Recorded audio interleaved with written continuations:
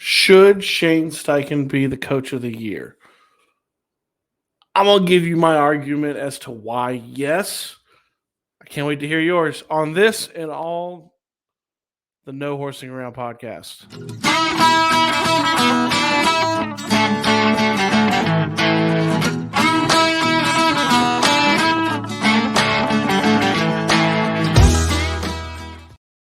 So, should Shane Steichen be the NFL coach of the year?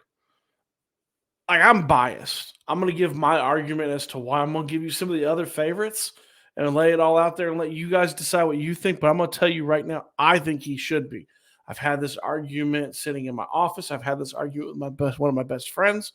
I've had this argument with my brother, who's a Titans fan, as to why I think Shane Steichen should be the coach of the year. Now, before we get into any of that, I'm going to tell you right now who the odds are for and who they're against, and where he kind of sits in there. So kind of across the board, the odds-on favorite is Dan Campbell. I mean, he has the Lions playing extremely well. They're going to go to the playoffs. They're probably going to win their first division in quite some time. He's done a fantastic job. So do you rank it off of him turning that culture completely around? They were on the cusp of the playoffs last year, a talented team, and now they're dominating this year, right? He is, according to which kind of sports book you look at, DraftKings, FanDuel, those are the two main ones. He's about plus 300 at FanDuel. DraftKings, he's plus 200. Right behind him is like a deadlock of D'Amico Ryans and Shane Steichen. So let's talk about D'Amico Ryans, right? That is who a lot of people point to as who should really be the coach of the year. He took over a horrendous team that was picking second in the NFL draft. And he's turned them into division contenders, wild card contenders, pretty much immediately, right? Now, there is a lot of talent that's on that team that they've invested in that team that has grown. Nico Collins has done really well. Tank Dell was an excellent draft pick. Will Anderson Jr. has panned out extremely well. They invested heavily in the O-line. Laramie Tunzel has played well. And then obviously the selection of C.J. Stroud, who's, until he got concussed and could possibly miss multiple games, is odds-on favorite to win the Offensive Rookie of the Year, right? So you have all of that. You have your star quarterback. You have very talented wide receiver Nico Collins. I know Tank Dell is down and out.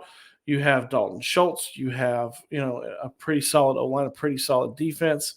And he kind of inherited that, and he's turned that culture around. So I'm not taking anything away from D'Amico Ryans. But those first two ones on the list above Shane Steichen have a lot of their players, right? Dan Campbell has Jared Goff playing at a high level, has Jamar Gibbs, has Amon St. Brown, has these players available to him. D'Amico Ryans, until recently, had C.J. Stroud.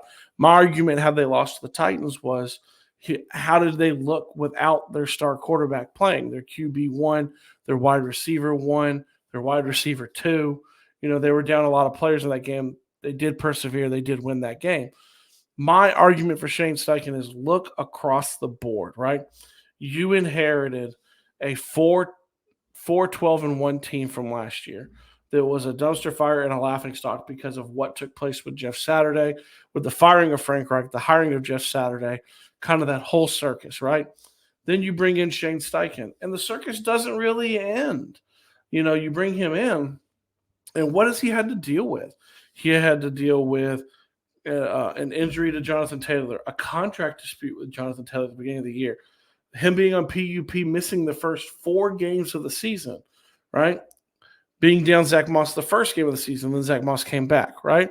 Then you have to deal with your quarterback 1 is down after a handful of games, and he's done all this with QB2 and Gardner Minshew. Then you add on the distraction of Shaquille Leonard, him not playing well, him being released in the middle of the season, massive distraction.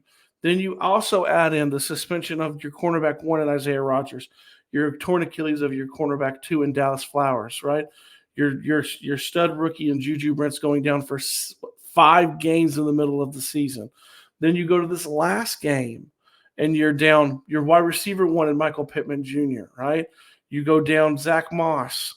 He's doing what he's doing with Not a lot because he's being forced to do it. All this with adding in the fact that they are a top 10 offense. They are one of the few ones who have put up 20 plus points in the majority of their games. And they've beat good teams, they've beat bad teams. I get people can say, hey, when they went on their 4-game win streak, it was the Titans and it was the Panthers and it was the Patriots. But good teams beat who they're supposed to beat, right? You beat those bad teams. He's done so much, I feel, with so much less because of the hand that he got dealt with. I mean, just right off the bat, you're doing all this with your non-starting quarterback who you built the offense around. So you've had to pivot that with Gardner Minshew, and he's not always been great, right? You had a 3-game losing streak in the middle of the season. You came right back with a 4-game win streak right after that. You lost a heart-wrenching just beat down to the Cincinnati Bengals. You come back and in a must-win, huge game, gotta have it. You lay a beat down to the Steelers and basically eliminate them from the playoff contention, right? So, I mean, I also forgot. Grover Stewart suspended for 6 games, right? He's had a lot to deal with. And then, as of today, the suspension for the rest of the season of Tony Brown and Isaiah McKenzie, right?